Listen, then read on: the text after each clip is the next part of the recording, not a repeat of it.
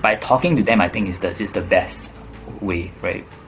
So you are not like high up in your office, just doing your own thing, but always be on the ground. So I think that's what we want to do, right? And just to put customer at the center of everything, so that you know that whatever you've proposed and promise statements, you have them validated. That is really the problem that the customer is facing.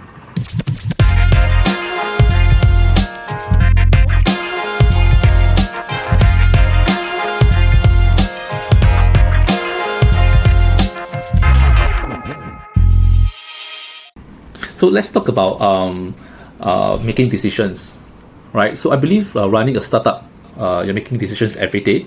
So could you tell me what is the hardest decision you have to make?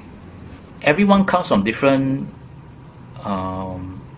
working backgrounds, right? And I think for Singaporean as well, sometimes there is a sense of even amongst the employees or the C-level people that, hey, as long as the CEO says something, we'll do it.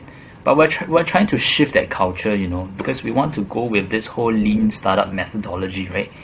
Where it's about build, measure, and learn, right? So whatever C-level person you are, whatever you say may not be right, because we need to measure, right? What is coming off the product, what are the feedbacks from the customer. We need to learn from it. So I think we want to build a culture in such that we let the data do the talking, right? So I would say the hardest decision is really how do we, inculcate, this kind of culture within that is non-intuitive in that sense. Like if you're not familiar with this whole, in a tech startup data-driven approach, right? So I would say that is the challenge. Yeah, definitely. I think data back decision making is definitely the way to go, right? We based on data is objective, it's not subjective, it's not opinionated, right? It's really based on actual facts, right? I think that is something that all startups or even even big companies, right, definitely want to use that to make decisions where everybody comes with different opinions. You think that is A, I think it's B, so which one is correct? All goes back to numbers, right? True. So let's talk about since we are talking about numbers, let's talk about products, right? Like a marketplace product like yours, how do you grow the users? Both on the merchant side, customer, as well as the consumer side, like me, right? Do you get users from the consumer side first or merchants first? In other words, how do you get your first 1,000 users? Yep. So I think there are a few channels for us. So let's talk about merchant. I think merchant, we're having a lot of success with direct retailers and brands already, and that's also because we have a very strong network of advisors that help us unlock many doors. So I have to thank them for that. But before we had the advisors, right? It was a standard door knocking process, right? You basically have a spreadsheet and then go Google, and then you gather 300 to 400 companies and cold calling. I think then we did it. We got like a 5 to 8% conversion rate to get them to list on Lendor. So that is, of course, as a founder, you got to do it, right? So that's on the merchant side. Of course, now the strategy is a bit different. We have a different strategy to acquire merchants, which is actually not very difficult for us, because there is that consumer demand. It's very easy to just pull out reports and say that, hey, we generated $1,000 off this product in 2 or 3 months. You want to come on board or not? So it's easier that way to get merchants.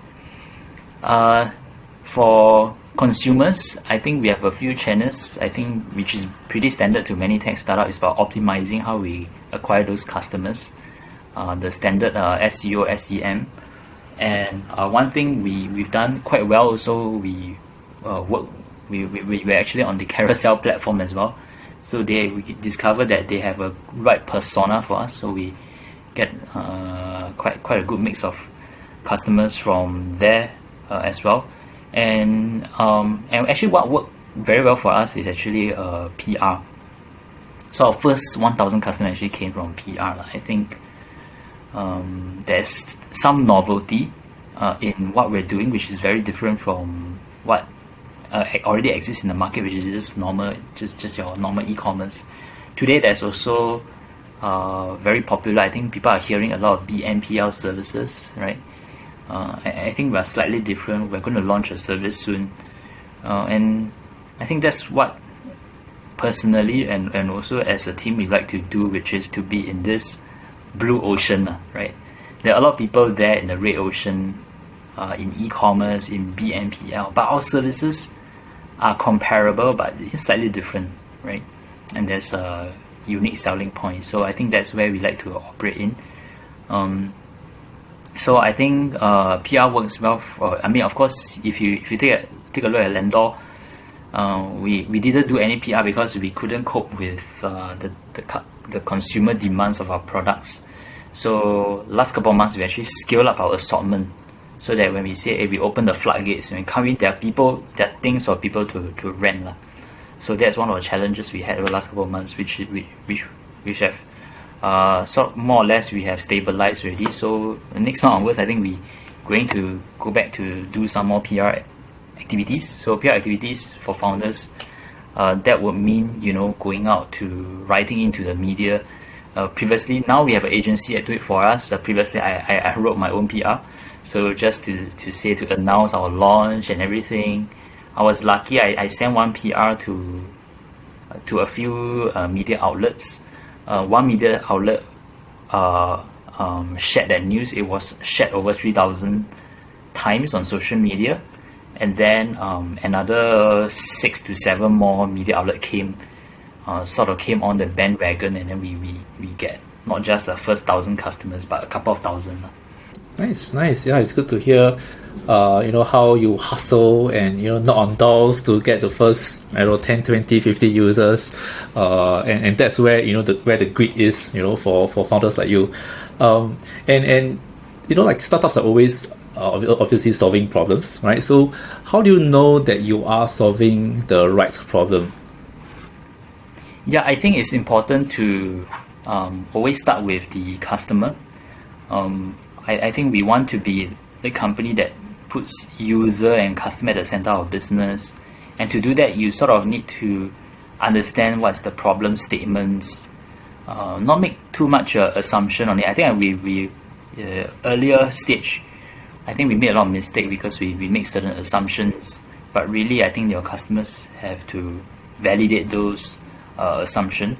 So our team today, we have a program that our HR actually initiated, which is called Sunday with Lendies, and every single member of our team has to do customer service for once every 2 weeks on a Sunday. So it can be quite annoying. I mean, imagine, you have to work during Sunday, meaning customer come in, you have to. So I think in that sense, even if you are a designer or you are working in operations, through this, we want to say that, hey, our company, we know our customers well enough, right? By talking to them, I think is the best way, right? So you are not like high up in your office, just doing your own thing, but always be on the ground. So I think that's what we want to do, right? And just to put customer at the center of everything, so that you know that whatever you've proposed and problem statements, you have them validated. That is really the problem that the customer is facing.